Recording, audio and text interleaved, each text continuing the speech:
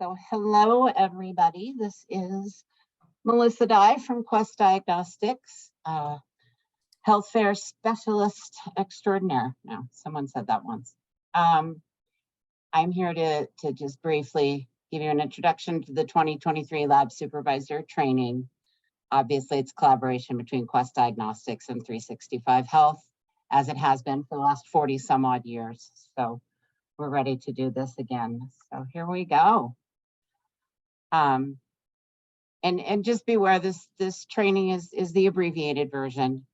So everybody is going to be mailed a lab manual before the fair. I understand that some of you have received them, some of you hadn't. Our databases weren't necessarily bringing the right information. So there was a lot of verification I had to do before I wanted to send stuff out that would just get returned. So I think I've heard from most everybody that I need to. If you haven't seen your lab manual, it's going to go out. Either it's in the mailbox tomorrow or it will go out next week, as long as we've got your information. If you need to email me, if you have any questions, my email will be at the end of this presentation. So the lab manual is also going to look a little different this year. It's actually a folder with loose pages. We found that people wanted to make copies of things, and it makes it a lot easier if you've got loose pages. We also did things back and front just to save some paper and kind of be a little earth friendly. And there are a few extra things in there that we never had in there before. So it will be a good read. So whether you've done this before or you are new to this, please make sure you give it a good going through. Make copies of anything that you feel that you need to have at the fair that day. And make sure to bring it with you the day of your fair. It's got the confidential envelope in it. It's got those notes to help you if you'd forgotten something or you had a question. So those should be going out pretty quick. So a lab supervisor's duty is to be in charge of the entire lab. So you are going to help set up and tear down the lab area, help train phlebotomists, centrifugers, and then you supervise everything that goes on in the lab the whole day. What that means is we try to keep you from getting stuck at a table helping draw. If there is a really hard draw and you are a phlebotomist and you need to help, I'm not going to tell you you can't do that. We're there for the patients. But all in all, you need to be up and moving around and checking on everybody and just being there as a resource for everyone. Lab supervisor is also responsible for controlling the supplies and overseeing the packing of the specimens for the courier at the end of the fair. Lab setup and supply information. This photograph is, hello? Oh, okay. This photograph is kind of how we have half of a table set up. It's how it fits. Wait, come on. I'm sorry? I think maybe it was just an automated thing with someone joining. I think you're good. Okay. I just want to make sure I don't miss questions. So what we're going to do, this brown paper box is what your kit will look something like that. They look a little different this year, but it's the same idea. Two phlebotomists will be at a table together. They can share one kit, and that's how it's set up. That's how your supplies will come. So everything for 50 draws is included in a kit, needles, gauze, everything. We flip the lid over, and in the lid, we put out some of each kind of tube and the hubs that go with the needles. Phlebotomists are not to share sharps. They may or may not have their own box of gloves, sometimes depending on how many people are there, and you might have to take a handful of gloves out of a box. You may not have your own box as a phlebotomist. That's okay. They're brand new gloves. You can take out a chunk of glove and have it at your station. Obviously, we're going to use the chucks. This chucks has been flipped over. We were doing that during COVID to make sure we could wipe it off if we needed to. Either way is fine with me. There's a paper rack, and then the requisitions are going to go face down underneath that for the phlebotomist. And I have the phlebotomist share one of those racks at the table, depending on how the setup is. Of course, these are guidelines, depending on your room, how things are set up, how many phlebotomists you have. This is a guideline. So do what seems practical. In the interest of supply conservation, the lab supervisors are really asked to closely monitor the number of supplies.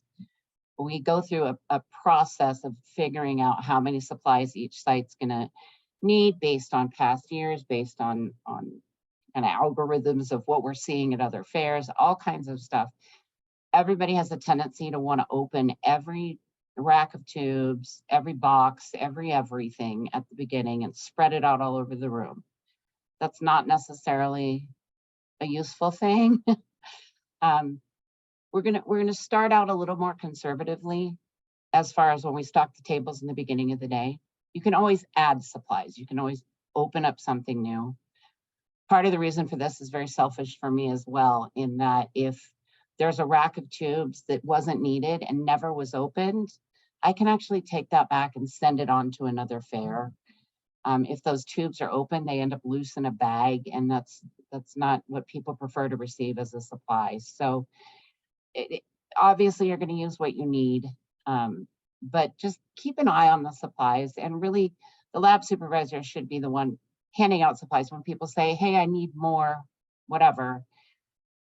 That way the lab supervisor really has a good idea of what's going on, as opposed to everybody just going in there like it's Christmas morning. All right. Basic phlebotomy requirements and training. There is a phlebotomy agreement form. We've made several copies that are in your lab supervisor book. You're welcome to make more copies if you feel that you need them. The lab supervisors will have everybody sign that agreement form, and that's just a saying, I'm here to draw blood, and I understand that I'm a volunteer and that's what I'm here to do. It's also a way of us to keep track of who was there and maybe recruit them for the next year, because we all know phlebotomists are like gold.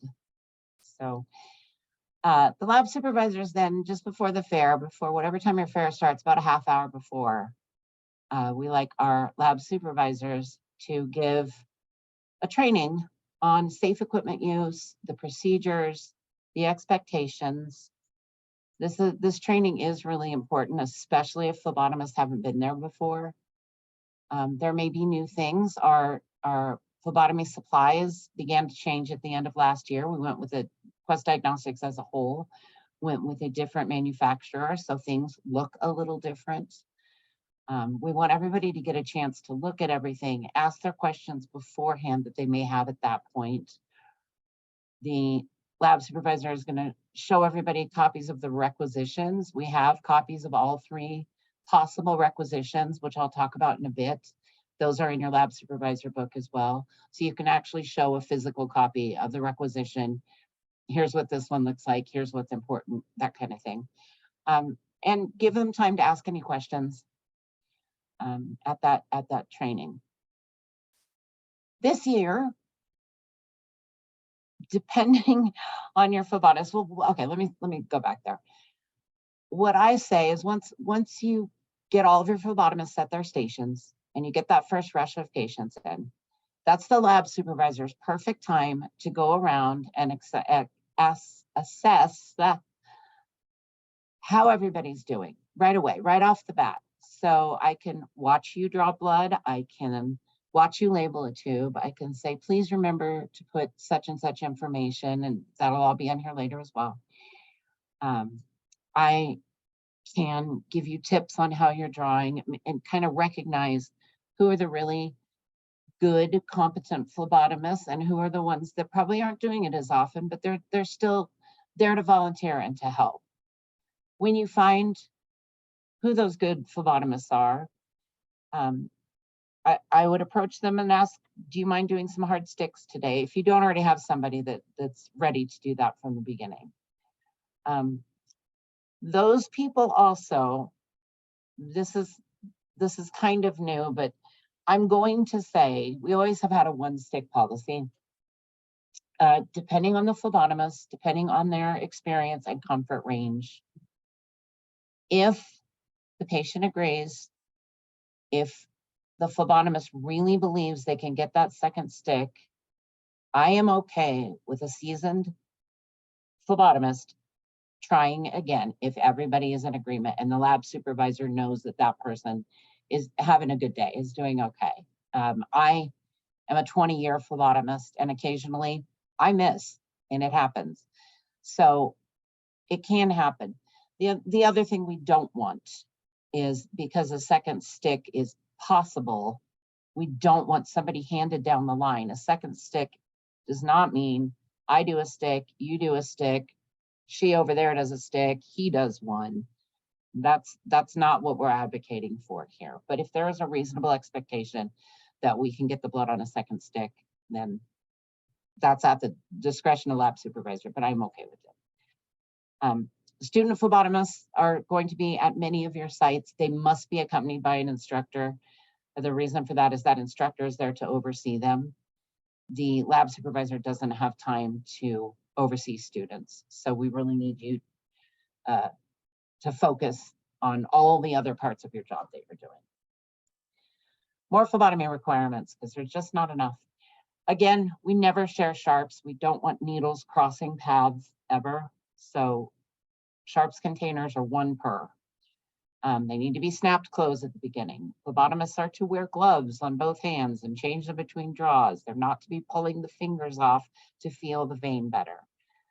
It's an old habit of a lot of people, but it's just not acceptable in this day and age. There are going to be handouts that come with your lab supervisor manual about the breakdown of testing and what tubes it needs to go into. The most any participant will have drawn is 2 SSTs and 2 purple tops, unless they are at an RA site where they may have a 3rd SST drawn in, but that's a separate instance that doesn't happen at all sites. So we can run 3 or 4 tests off of 1 full SST. We can draw the whole range of everything off of 2 full SSTs. Full is important. The breakdown here, the chemistry, the PSA, CRP and COVID antibody are kind of the most common things. So that's why they got grouped together. But if I had 3 tests, which is a chem, a PSA, and a vitamin D, I can make that happen off of 1 full SST. So keep in your head that 3 tests per tube, 3 to 4 tests per tube for SSTs is good. The purple tops, 1 purple top for the CBC and the hemoglobin A1C. That's perfect. Only 1 needs to be drawn for both of those.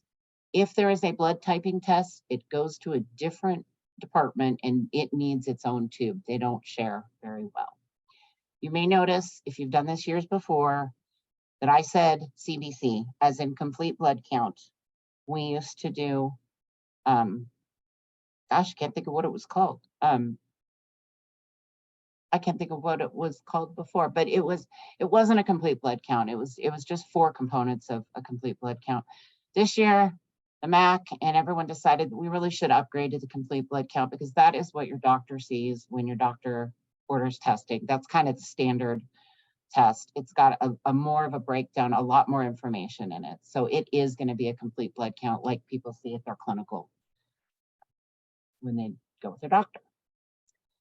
Procedure checklist. Again, we're going to have them check the requisition for complete information. We do need an address, or I can't send them results. We need their date of birth because that's reference ranges.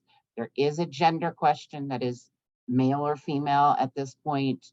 That also has to do with reference ranges. If I have a female order a PSA, it will hold the entire thing. If I don't know a gender on a PSA, it can hold it. So it is a question we need to answer. Hours fasting, they don't have to tell us, but that also helps with reference ranges. Tests have to be marked. If the tests are not marked, we're not going to draw that patient right now. We're going to send them back to the cashier, and we're going to have them talk with the cashier as to why they got passed without either paying or having the tests marked that they did pay for. We don't know what tests need to be run. We don't know what to draw, and we certainly don't know what to test.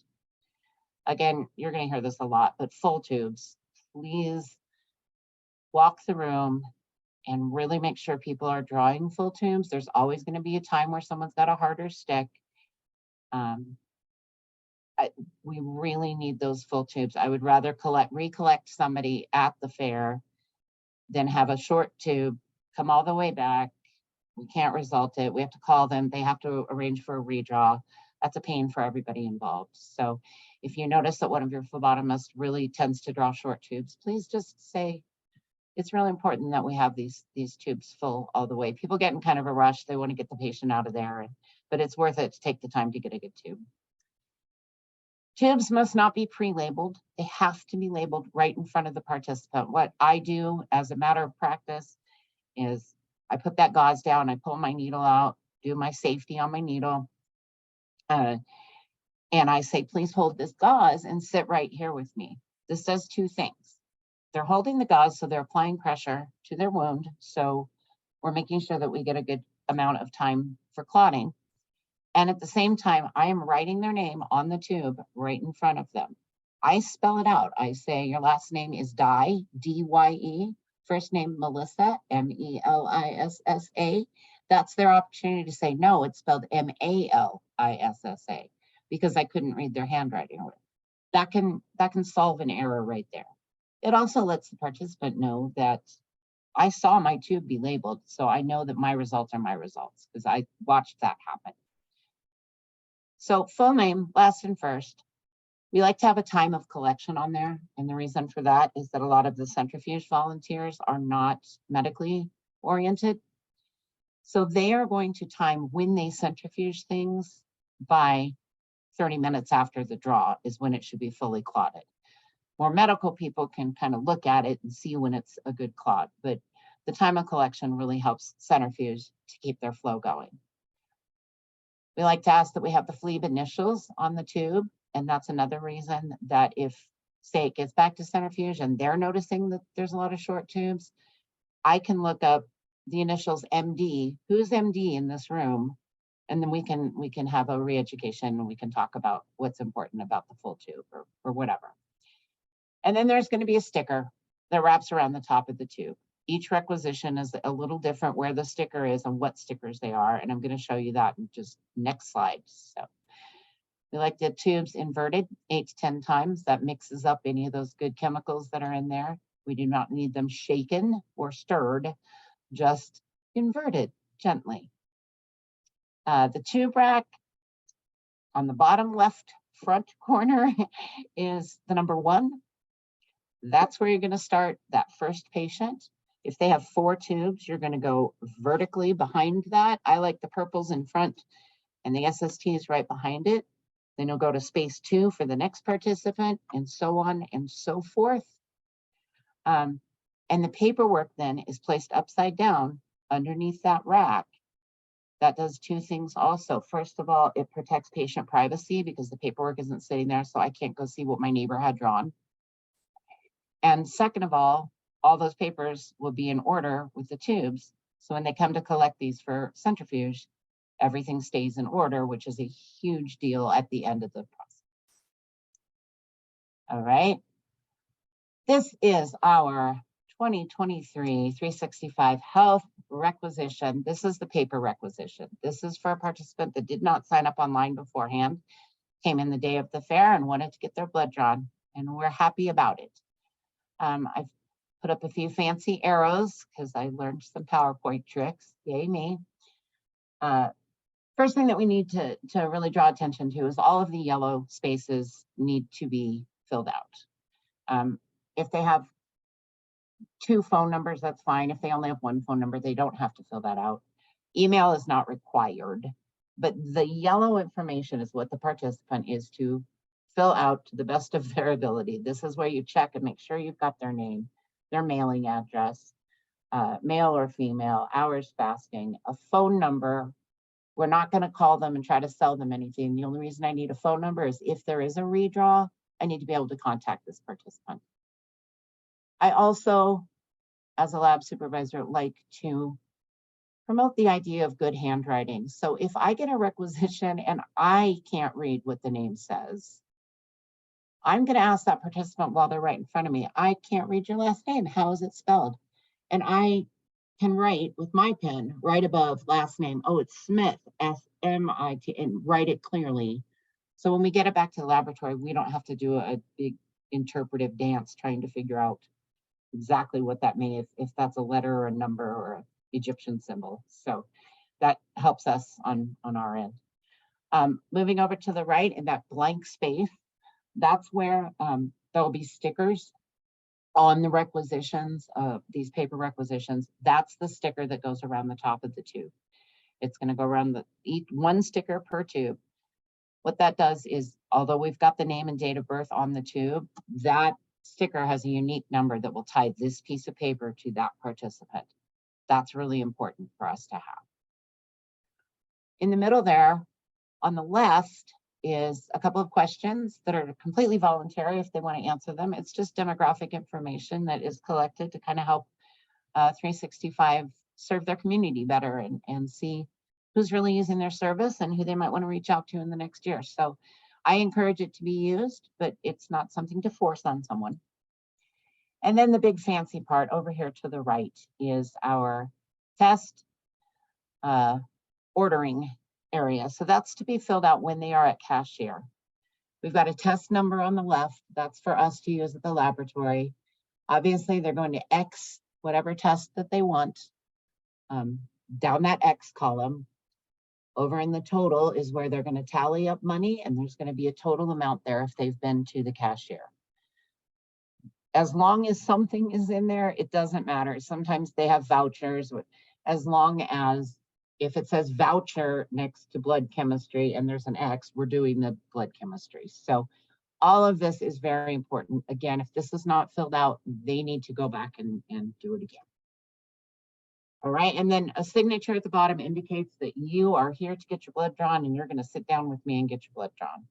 There is also at the bottom, this participant signature at the very bottom, that's a Medicare waiver, and what it says is that you can try to turn this into Medicare, but they're probably not going to reimburse you for it, and we just have to make people aware of that. And they will sign at the bottom there. The yellow signature is more important, but that bottom signature is for information purposes for them. All right. As we have come along in time, we see more and more electronic requisitions. So an electronic requisition, participants can go online. They can pick the fair they want to go to. They're going to pick their tests. They pay with credit card, just like you do at Amazon, same thing.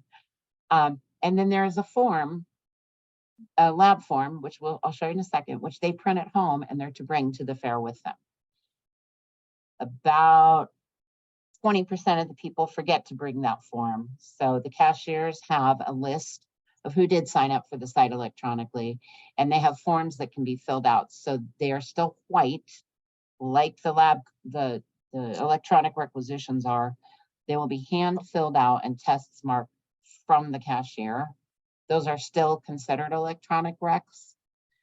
I don't actually have a copy of that, but that's less. But if people forget to print it, that's what you're going to see. If they printed front and back on a piece of paper, the second copy is usually for them to take around to the different screenings and, have someone rate their blood pressure on, that kind of thing. If they somehow printed it back to front, they surrender that to the lab, because it's most important that we get that requisition with that information back to the lab with the blood so we can do the testing. They can always get a piece of paper and write their blood pressure down on a blank piece of paper. So don't let them walk off with it. So there is a separate label system for these. There is a little strip of stickers. They have, I believe, 5 stickers on them. The top one has a barcode on it. That's going to be placed onto the requisition, which I'll pop up in a second here. I'll show you where. Then the stickers underneath that are, again, unique identifying numbers. Those are used in place of the ones from the requisition that we saw before, wrapped around the tubes. Again, it ties that requisition to that tube. Let's see, review the procedure. I just said that. The electronic requisitions really have become a big part of the fair. It's really convenient for people. First of all, they don't have to really stand in line and pay money and do all that at the fair. And then people have the opportunity to kind of research at home what they're very interested in. And you know, we're all moving into a vast electronic universe. So I think that's the wave of the future and certainly of now. So here we go. This is the electronic requisition. So again, fancy arrow up here to the right. Above where it says for 365 Health, right up above that there's going to be a printed barcode on an actual requisition. And then in this box is where that barcode from the sticker strip goes in that box, because we need both of those barcodes for lab reasons. So all of this information is actually filled out electronically. So the tests will be marked. All of their demographic information at the top there is marked. The only thing that they come with that's blank on this is the number of hours fasting and a signature at the bottom. The electronic requisitions are famous for nobody filling in the hours fasting. I encourage my phlebotomist to look at that and see that's blank. Sir, how long have you been fasting? And then the phlebotomist is welcome to fill that part out. Participant signature at the bottom in the same place as it is on the other requisition. There is a third rec that you may or may not see out there. And yes, Karen just said something. Extra stickers from the electronic requisitions should go back to 365 Health at the end of the fair. Don't just throw them away. We can recycle them and use them for the next fair. And some of these fairs run spring and fall. So it's best if we can save as much as we can save. So that's a great point, Karen, thank you. So the third requisition you might see is from our RA draw sites. We have an ongoing RA study. I don't know how many years. I mean, it's well over 20, I think, that we've done this RA study with Dr. Kevin Dean from University of Colorado, I believe. And at some sites, he's going to have his team out, and they will ask people, hey, would you like to participate in an RA study as well, as long as you're getting your blood drawn? This is the requisition that they will hand out to the participant. Again, the participant is going to have to fill out some information on it. I used a basic gold highlighter to show what needs to be filled out. It's name, last and first, date of birth, sex, a phone number, and the street address. I don't know why I highlighted the insured. Ignore that part. The address is what's important here. Everything else, we don't need to know their insurance. We don't need to know anything. There's only one test on these requisitions. So if it's X'd or not X'd, that's all they're going to get for this. This is the time when 5 tubes may be drawn on a single participant, because this RA study also needs its own tube. So if they had an RA requisition and they had a completely full one of the other requisitions, it would be 3 SSTs and 2 lavenders. RA recs are going to be spun, or the recs won't be spun, the tubes will be spun, just like any other SST. When we come to packing, we're going to separate the RAs into a box of their very own. I'll get to packing later, but they need to stay, of course, in order, and they're their very own category. That's basically what you need to know. Okay. So we've got all our blood. We are ready for centrifuging. Part of the lab supervisor's job is to give the centrifugers a good training. And again, I said a lot of them might not be medical people, so we really need to explain it and help them with their flow. It can really hold up a fair if the centrifugers aren't aware of what they need to be doing and keeping things moving and stuff. So it's a very important part of the laboratory. It's not just drawing blood, it's processing blood. So about a half hour in, when as a lab supervisor, when I kind of know everybody's cruising along, we're doing okay, everything looks good, that's when I give my centrifugers the time to do a lab supervisor training, because in the very beginning, there's nothing for them to do. So even though they're there, I have them come in and sign the centrifuge, the volunteer sheet, just like the phlebotomist did. And then I let them go and have a little bit of a break and say, be back here in about 20 minutes. Because there's nothing to show them. There's nothing to do. There's not enough blood drawn for real good instruction. So you're going to explain the proper centrifuge procedure to this group. There's a bunch of handouts in your lab supervisor manual. There's a bunch of diagrams and tips and all kinds of things. You need what's sorry, I have 12 things in my head right now. It's really important that we emphasize keeping the tubes in order with the paperwork. Not only, I mean, it has to come that way back to the laboratory, but if the centrifuges start mixing things up, what ends up happening is that we have this whole extra sorting process that happens at the site. Every site works a little differently. If you have someone who's done centrifuge and feels comfortable with it, I like to assign kind of a team lead in the centrifuge area. There are some people out there that just excel at that, and it's a very organized kind of job. Everybody does it a little differently, so I can't give you a cut and dry way to do it. But what is important is that we need to keep these tubes in order. The SSTs need to get back reunited with their purples. We're only going to spend the SSTs, so the purples hang out here while their friends take a ride, and then we put the SSTs back with those same purples and with their paperwork in order. So there is definitely a process that needs to happen there. The other thing that, like I said, is if we don't keep all the centrifuges spinning, that gets really backed up, because at first it kind of trickles in, and then there is a flood of blood that comes back to the centrifuge area.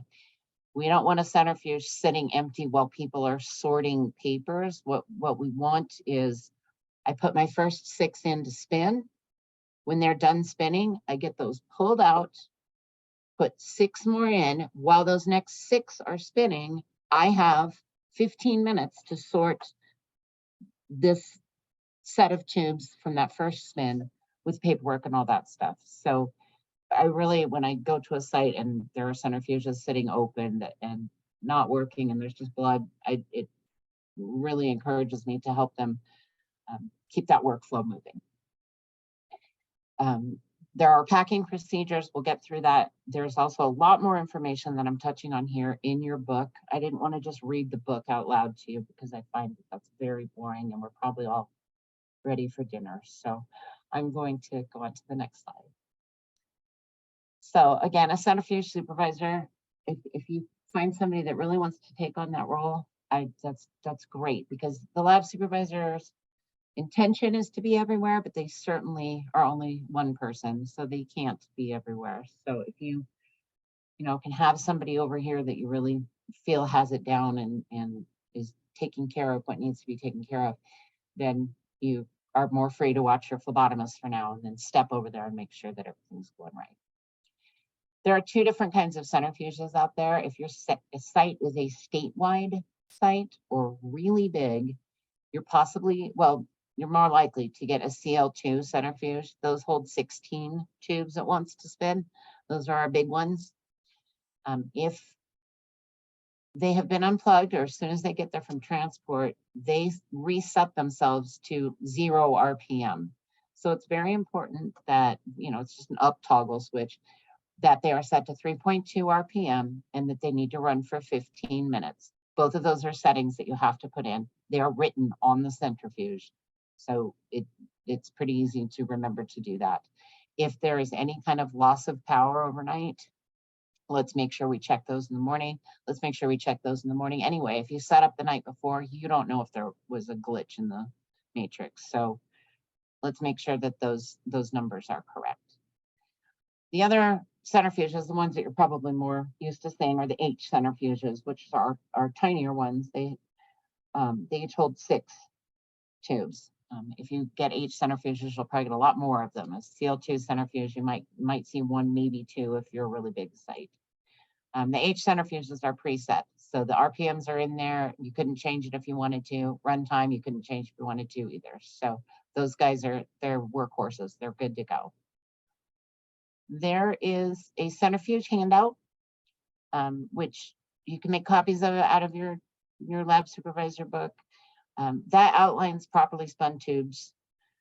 You should have enough of them, but there are pictures, there are actual pictures as to what a spun tube looks like and what an unspun tube looks like. To a medical person, that's very obvious. To a non-medical person, it isn't necessarily. So we went ahead and did a visual aid, and those, I find that those have helped a lot to get everything going through. Again, my thing about just keep all those centrifuges moving. And if you have a lot of people and you're gonna rotate people in and out, that is fine. I had an instance last year where they had two distinct group of people to do centrifuge, and they just sent the whole first group away. And then the second group came in and had to pick up where that first group started. And that didn't work so well because it was kind of like retraining in the middle of a fair. So if people are substituting in and out, that's fine to do in a controlled manner, but a mass exodus isn't the best for that because it really is a process. And for me to step up behind another centrifuge and try to figure out where they are exactly, it's difficult. And it's difficult for me when I work with my coworker I've worked with for 20 years. We each have our own little styles. So just be sure there's always somebody manning the stations. Specifics, the SSTs clot for a minimum of 30 minutes prior to spinning. They have to be spun within 2 hours of the draw. So starts disintegrating if we leave it in there too long. So again, that's why we have the time of draw put on the tubes. So the centrifugers really have an opportunity to see, okay, these are hitting 30 minutes. Let's get them in and get them spun. Or these have been sitting here way too long. Let's move these and get them done. Again, only SST tubes are spun. They look very different. The purple top tubes are never to be spun. You won't be able to get them out of the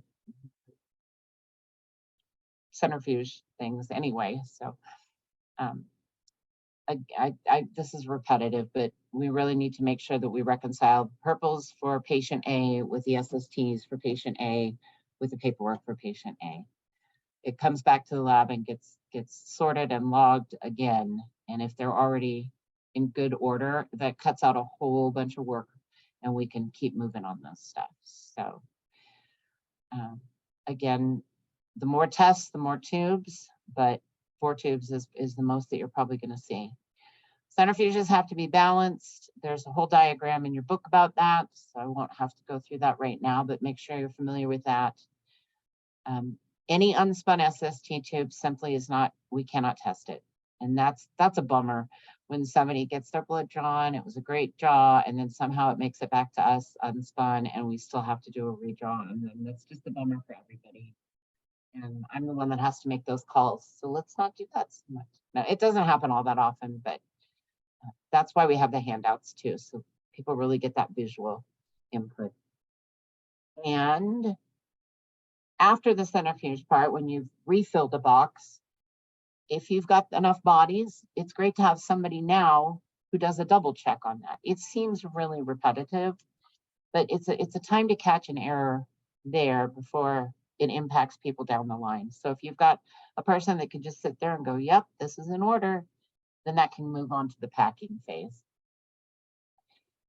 How do we pack things? Melissa? Yeah. Quick question. I know in the past, vitamin D, testosterone, whatever, we always, because they don't share tubes, we always had to draw a second SST. We don't need to draw a second SST now, right? It depends. If they've only got, say, As a long as chemistry it's and only 3 to 4 tests. right, correct. Because we pour them off here. I'm an advocate of having the extra tube if there's a vitamin B or a D, but it's not necessary. Like I said, if they've got just a chem screen and a B12, we can do 1 tube. When in doubt, draw the 2 tubes. Yep. That's what I would go with. If they're a great vein and it's flowing good. I'm sorry? If it's a great vein and it's flowing good, draw the extra one. But if it's a hard stick, And if it's just a chem and a vitamin D, 1 tube is sufficient. We'd rather have one full tube Mhm. that's not hemolyzed than trying to get that second one that's probably going to be a problem. It's kind of at the discretion of the phlebotomist, Okay. which is, it's hard to do. Again, we also have to remember there's only a certain number of supplies out there.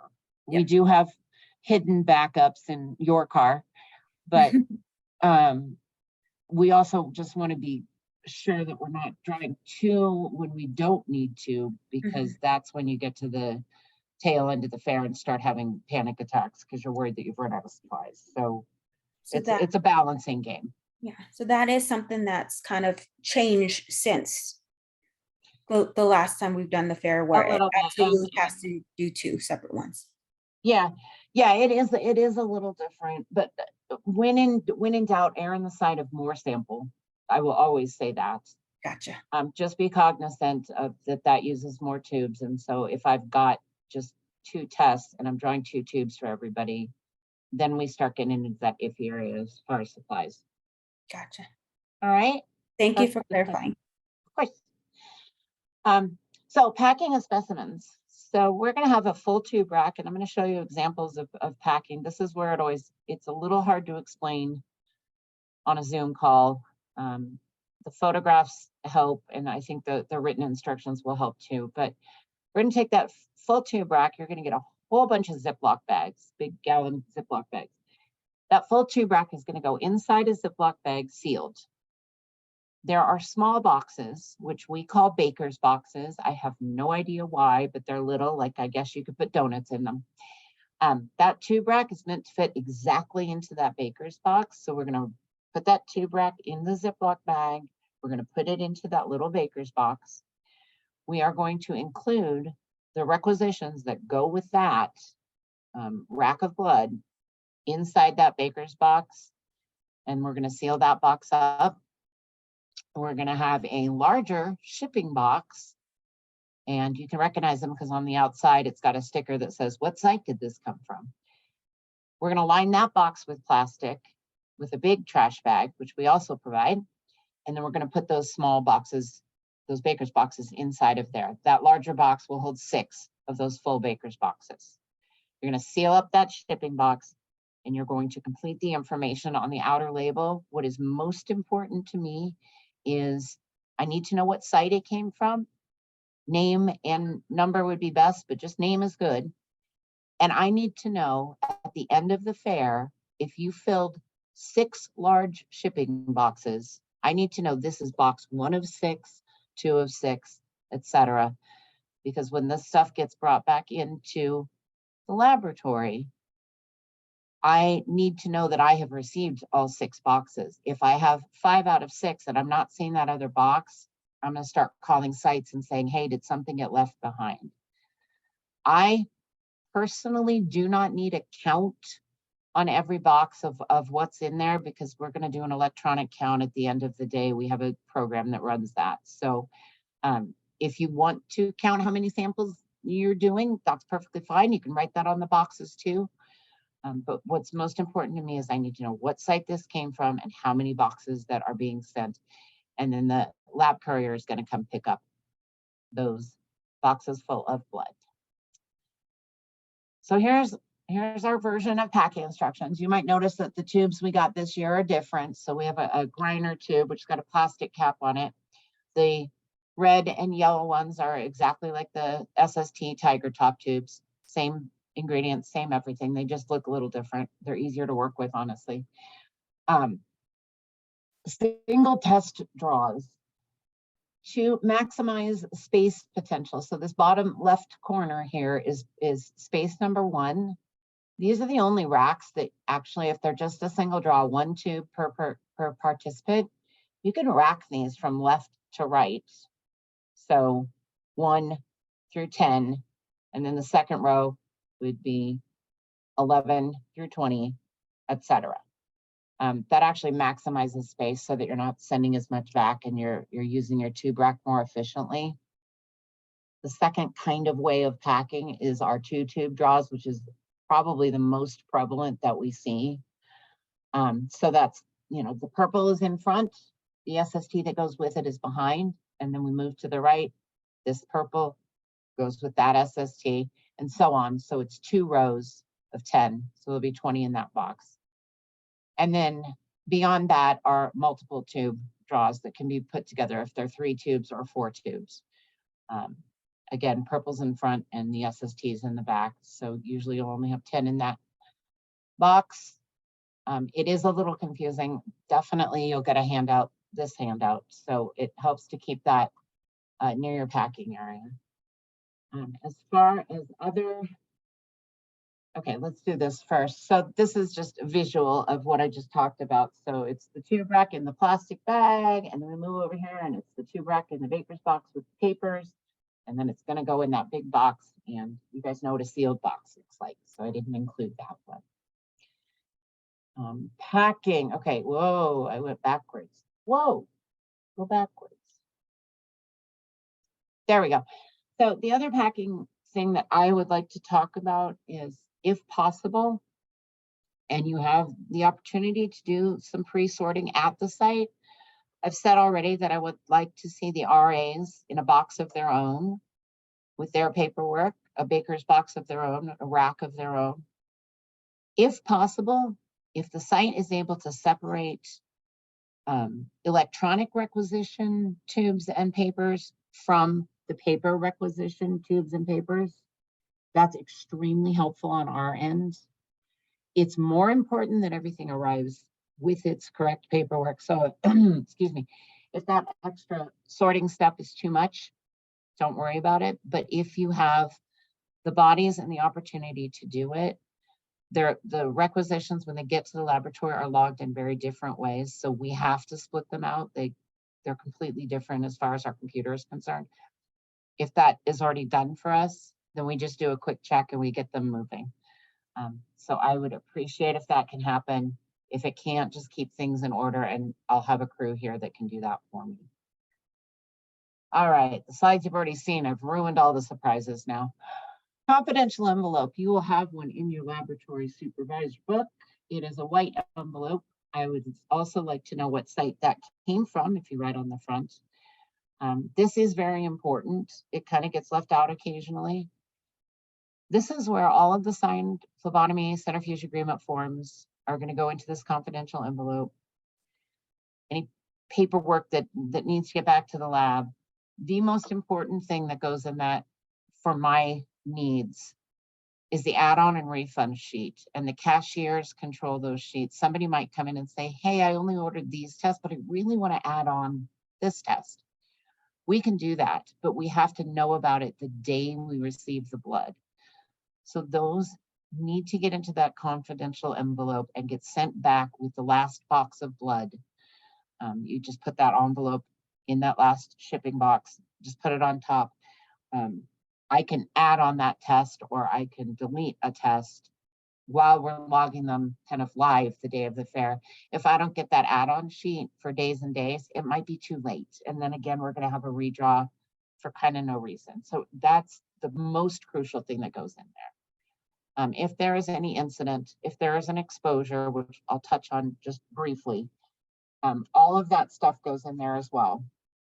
And yeah, the information on the front of the envelope, I need to know where this came from. If you do not have an actual envelope, I am okay if you use a Ziploc bag and put everything in there. It's fine. It's going to be confidential because it's going to be in a sealed box. It gets to me and it stays confidential. So that, don't panic if you don't have the official confidential envelope, if you've misplaced it or something like that. Okay. Accidental needle stick. I don't have a slide for this because it's a lot of information. This is another reason I would really prefer that you guys read your books beforehand and have it with you. We hope that this never happens, but if it does, there is a whole list of instructions about how to handle a phlebotomist. It's the phlebotomist that usually is the one that gets stuck with a needle after they've poked a participant. There's a whole protocol. What you need to know off the top of your head is that the participant needs to stay, the phlebotomist needs to go wash their hands and do all the procedures about getting as clean as possible. And that there is a phone number to call, and that is included in your information. That's going to get a hold of the 365 health nurse, and that person's going to talk you through what gets done now, what are the options, what can happen. All paperwork from anything in with that would go in that confidential envelope, and we will be notified by the nurse if something like that happens. But I didn't even put a slide in here because it's not going to happen, and I don't want it, so don't do that. After the fair, all extra lab supplies do come back to the lab. There was a time where we would just say take them, but that time is past. We need those supplies back. And again, part of it is if they're unopened, if they're unused, I can use those for the next fair to have. So the courier is going to pick up all of the lab supplies. Statewide sites will send the centrifuges back with the couriers. The couriers are aware that they will be getting centrifuges to take back as well, and they're going to give them the appropriate vehicles. Metro sites, there's a whole different flow of centrifuges. So the centrifugers, and as you're breaking down the site, we just need to make sure those H centrifuges are all packed up and ready to go, and somebody is going to come get them and take them to the next place where they're used. Sharps containers are to be snapped closed. If they have one in them or if they're near the fill line, they're to be snapped closed. They are put into a large plastic lined box that is taped shut. The A box that your supplies come in the first place is a really good box to use for this. Biohazard stickers are provided in the supplies to put on top of those boxes so that we know what's samples, what's actual biohazard. And samples are not considered a biohazard as far as our couriers are concerned. Those boxes are marked with those labels on them. They know that those are samples, these are supplies, and then there's going to be these boxes of biohazard. If you can't find that sticker or you think it's too small, a big pin, write sharps or biohazard on the top of that big box. Perfect. Does need to be lined with plastic. These are being driven on Department of Transportation rules on the highway. So that is important as well. That's what I've got for you. We could not, this is my dream job, and I could not do it without the support of all the volunteers, everybody at 365. This is the most amazing community thing that I can do with my life, I think, is to bring healthcare and information and that community to our communities. So without the volunteers, this isn't happening. So you're so appreciated. I'm open to questions now. I will tell you there is a contact sheet that is also in your lab supervisor book that has my email. It's got Jerry's email. We are the health care department for Quest Diagnostics. If you have a question now, we can do it. If you have a question later, you are happy to email us. You can try to call us. We're in and out of the office a lot. There's no dumb questions. There's no repetitive questions. We really want to be here to support everybody. So thank you. And that's all I've got. Does anybody have any?